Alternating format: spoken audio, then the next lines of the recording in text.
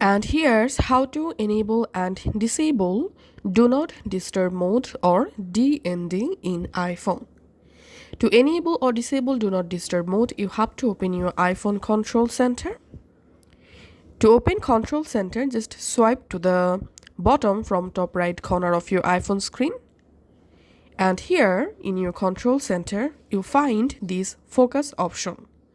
If you don't see the Focus Center, Control Center, then we have to add the Focus option in our Control Center. So long press on an empty area in your Control Center. And now tap on Add a Control. In the Search Controls box, type here DND or search for Focus here. Focus, and here just add the Focus control. Now to enable Do Not Disturb mode, tap on this Focus control, and here you will find Do Not Disturb mode. Just tap on that, and that's it. You have successfully enabled Do Not Disturb mode in your iPhone. Here we can see the Do Not Disturb mode icon is showing.